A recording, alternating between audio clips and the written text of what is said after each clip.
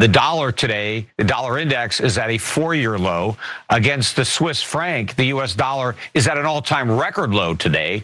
Consumer confidence just plunged to a 12-year low. And as you said, gold is at an all-time record high. So, Trump is trying to sell the US economy as, the hottest in the world. But according to consumers and investors, it is the coldest in the world. If you had to grade the economy, you'd have to give it an F. The main reason, though. Now that brother's on the right-wing side, so that was an interesting comment. I agree with him completely. But the thing that's important about this story is there's two facts in here that shows you why people are so frustrated with affordability and why this economy is going to crash. So John, give us the facts. Yeah, and I just want to say that my favorite part is the end where the host is like, whoa, you're not allowed to say that. How dare you point out that the economy is doing poorly? Now, bear in mind, he can be part right and still have his own interests that he's pursuing, and that is a possibility. This guy, Peter Schiff, has a precious metals investment company. So when he goes on the air and he's like, oh, gold's at really high levels, it kind of is in his interest to hype that up, but that doesn't mean that he's wrong necessarily. The price of precious metals has increased significantly over recent months, even though there was apparently a big sell-off over this last weekend. It's not a thing that I keep track of myself. And there has been a loss of faith in the US dollar, as there's been a loss of faith in pretty much everything having to do with America. So he could be onto something, and we're gonna give him a chance to make the case a little bit more. And you'll see that again, the host is not a big fan of what he's saying. Except for the yuan at the moment. The US dollar is weaker against all major currencies. In fact, it's hitting a 4-year low.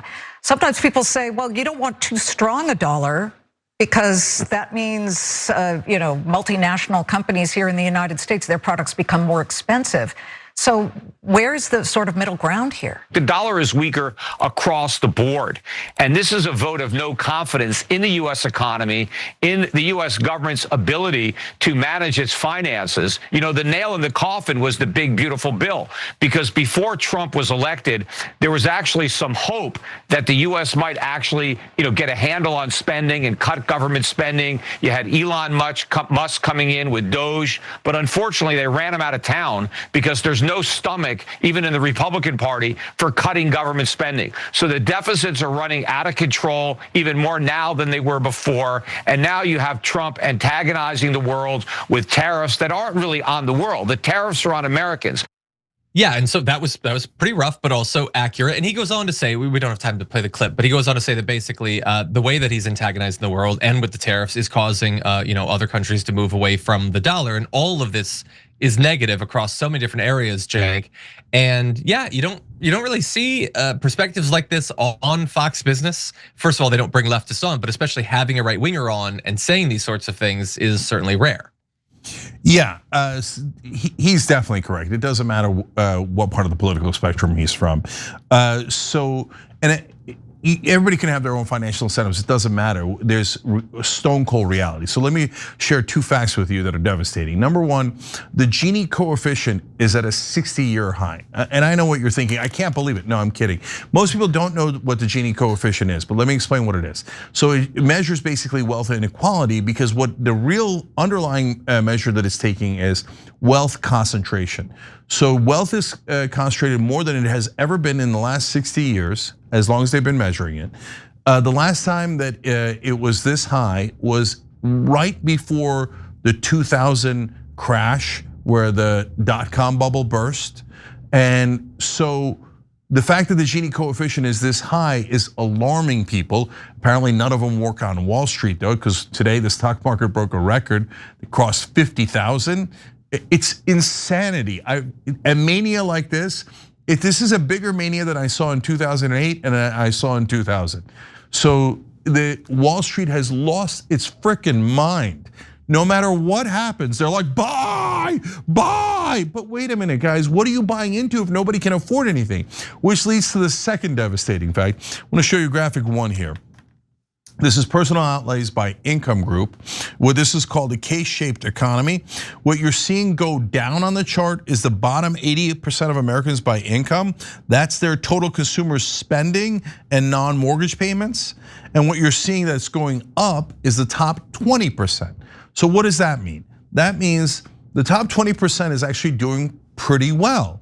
Their spending continues to go up, and that is barely keeping the economy alive because the bottom 80% can't afford anything. That's the affordability crisis, and so they've stopped spending because they don't have the money to spend anymore. So you know what an economy runs on? The 80%, not the 20%. So the bottom is gonna fall out any second now. There's no disposable income for 80% of us. But the reason why no one's doing anything and why Wall Street is blind and Washington is blind is because they're all, like literally every single one of them is in the top 20%. So and in fact, the great overwhelming majority of them are in the top 2%. So they're looking around like, this is the best times America's ever had. I don't know what to do with all this money. Buy, right? Meanwhile, everybody else is starving. So they're like, well, I don't understand why Zoran Mamdani won. That is so weird. I mean, he's talking about affordability. I mean, I just bought a new yacht. It was very affordable to me. No, brother, you're missing the 80%. They don't see you guys at all. And at the end of the day, John, if people don't buy products, companies do not do well. And apparently those knuckleheads have not caught on to that fact yet. Yeah, they're probably distracted, not catching on to the weird cyclical and circular thing that's going on with AI as well. I mean, there's so many things that are brewing in the economy that are really apocalyptic right now. Yes, and so guys, like I don't want to overscare you, and financial advice you should be super careful about. You never know what the time is going to be. So I'm just saying this as a person in politics, not in finance, but you know, I do know a thing or two about business. My sense of it is, oh my God, it's gonna blow. I mean, I cannot believe it hasn't crashed yet. So, and by the way, forget my word for it, right? Ray Dalio, maybe the greatest investor ever, is like, what's going on here? There's so many top guys in finance going, I don't understand why it hasn't crashed yet. So, but no, they're like, AI's gonna give you robots that cook, buy. Who are they gonna cook for? Nobody's gonna have a job afterwards. We're gonna head to massive unemployment because of AI. That's on top of the wealth inequality and all the other things that are happening.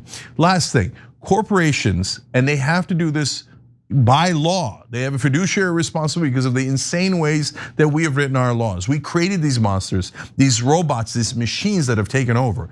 Think about it, guys. In order to maximize profit, they have to get all their workers to a place where they can barely survive. Because if they're making more money than a salary that allows them to barely survive, then they're paying them too much and not maximizing profit. So since the 1978, when the Supreme Court legalized bribery, all that the donor companies have done is give donations to the politicians to let them run everything, to rig all the rules on behalf of corporations and against the average American. So what they've done is they've lowered your wages so you could barely survive, and then you're hooked on them. You need their health care from them, you need your job to barely survive from them, otherwise you're gonna lose your house, you can't pay the mortgage, etc. And they've jacked up the prices to what? In order to maximize profit, they've jacked them up to the maximum you can pay. That's why 80% of us are getting squeezed. But it's a short-term play. And John, you'll appreciate this last analogy. You say it often.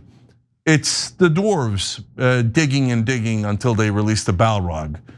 And my sense is the Balrog is like 2 inches away from the surface, and he's thinking, give me a little bit more digging. I'd love to see that scene, actually. They should have shown that happened. But thank you for the effort to bring me into your world. Every time you ring the bell below, an angel gets his wings. Totally not true, but it does keep you updated on our live shows.